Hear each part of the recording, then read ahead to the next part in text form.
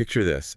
It's the 4th of July, 1954. Yeah. The smell of barbecues in the air, kids are laughing, fireworks are going to be going off soon. Yeah. But in a quiet Cleveland suburb called Bay Village, Ohio, this perfect summer night, it's about to be shattered. You know what I think is so creepy about this case is how you have that, like, all-American celebration going on, and then, like, bam! This horrible violence. It just shows you that bad things can happen anywhere, even in places that seem totally normal. Yeah, and the darkness comes to the home of Dr. Sam Sheppard. He's a well-known osteopath, and his wife, Marilyn. They seem to have it all. Money, respect, a beautiful house, a young son. But under the surface, there were some problems brewing. That's right. And those problems, those rumors about their marriage not being so happy and maybe even infidelity, they become a big part of the story that unfolds. So, while fireworks are exploding in the distance, a different kind of explosion happens at the Sheppard house. Marilyn is found murdered, brutally murdered in her bedroom. The scene is just horrific. The brutality is the thing that gets you right away. It's like so much rage, it's hard to understand. And you immediately start to wonder about the killer's relationship with Marilyn. And as the investigators are looking through the bloody sheets and the destroyed pieces of the Sheppard's perfect life, their attention turns to Sam. I mean, you can see why, right? Yeah. Here you have the husband, he was home the night of the murder, and he's saying he was knocked out by an intruder with bushy hair, but things just don't add up. This is where it gets really interesting. The house looks like it was ransacked, but there's no sign of forced entry. And Sam has injuries, but they seem pretty minor compared to the beating Marilyn took. It's like one of those puzzles where you have all the pieces, but they don't fit together right. The scene is chaotic, but it almost feels too chaotic, like maybe someone tried to make it look that way. And that's when people start getting suspicious. Welcome to CrimePod Castle's Twisted Crime series. So remember those problems we talked about, the rumors about trouble in their marriage? Well, those become a big part of the story as people start focusing on Sam. The prosecution uses those rumors to paint a picture of Sam as a selfish guy who wanted to be free from Marilyn. So they're saying he had a motive. Get rid of Marilyn, and then he's free to move on with his life, maybe even with the woman he was rumored to be having an affair with. Exactly. They argue that Sam just snapped in a moment of passion and attacked Marilyn in a fit of rage.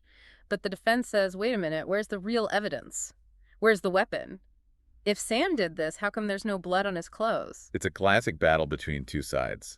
The prosecution says it's a story of a husband's betrayal and murder.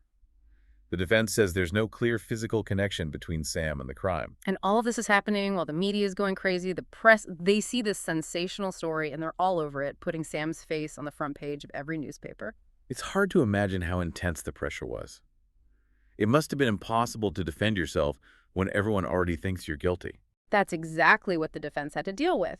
They argued that the police got so caught up in the media frenzy and believing Sam was guilty that they missed important evidence and didn't really investigate other possibilities. It's almost like the narrative became more important than finding out the truth. And sadly for Sam Sheppard, that story had already been written. In December 1954, even though they didn't have a murder weapon and their case was mostly based on circumstantial evidence and rumors of an affair, the jury found Sam guilty. Sam Sheppard was sentenced to life in prison for murdering his wife. That must have been devastating for Sam and the people who believed he was innocent. Here's a guy who was once respected, now is a convicted murderer, locked away with the weight of this horrible crime on him. But even in prison, Sam never gave up hope. He always believed that the truth would come out. And that's when the story takes a turn that brings in a new player and reignites the fight for justice. Okay, now we're getting into the part I always find fascinating. This is where F. Lee Bailey comes in. He's a young, ambitious lawyer known for taking on cases that seem impossible. Bailey saw something in the Sheppard case, something more than just the headlines and the public's obsession with the fallen golden boy. He saw a possible miscarriage of justice, an innocent man in prison, and a system that needed to be changed. So Bailey took the case. He was ready to fight not just for Sam's freedom, but for a fairer legal system. And what he uncovers in his investigation is going to shock the nation and make everyone rethink the case of Dr. Sam Sheppard. But Bailey wasn't just about putting on a show. You know, he really knew the law, and he dug deep into the Sheppard case, going over every detail of the trial, the evidence, and what the witnesses said. So he really believed Sam was innocent, wasn't just trying to get attention. Right. And what he found was pretty disturbing. Bailey argued that the first trial was basically a circus with the media making it all about drama instead of justice. Wow, that's a strong statement. Did he have proof of that? Well, he pointed out some important problems. First, the judge in the original trial let in evidence and testimony that shouldn't have been allowed. stuff that could have swayed the jury against Sam. And second, the media coverage was so biased and so widespread that it basically created a situation where Sam couldn't get a fair trial. It was like everyone already thought he was guilty before they even heard the So it's evidence. like he was fighting two battles, one against the prosecution and one against the public. Exactly. And Bailey argued that all this together meant Sam didn't get his right to a fair trial.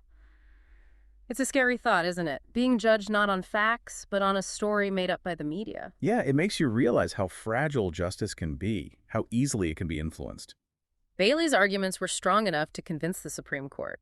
And in 1966, they overturned Sam's conviction. They said all that attention from the media before the trial created a carnival atmosphere that made a fair trial impossible. It was a huge decision, and it sent shockwaves through the legal system. It gave Sam a second chance to prove he was innocent. That must have felt amazing for Sam and everyone who supported him.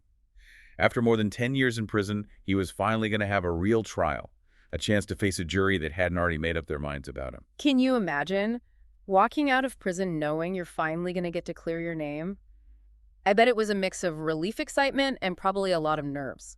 So what happened at the new trial? Did they have any new evidence, or was it more about taking apart the prosecution's case from the first trial? It was both. Bailey, by now, he was a really experienced lawyer. He brought in expert witnesses to challenge the forensic evidence from the first trial. They questioned the blood spatter analysis and pointed out that there was no murder weapon. So they were basically saying, hey, the science doesn't actually prove what the prosecution said happened. Yeah. And they also kept emphasizing that there was no motive. They showed Sam as a loving husband, a grieving father, someone who would never have killed his wife. So Bailey was trying to completely change the way people saw Sam Sheppard. He wanted to replace the image of a monster that the media had created. And this time, the jury believed him. In November 1966, after only a few hours, they came back with a verdict.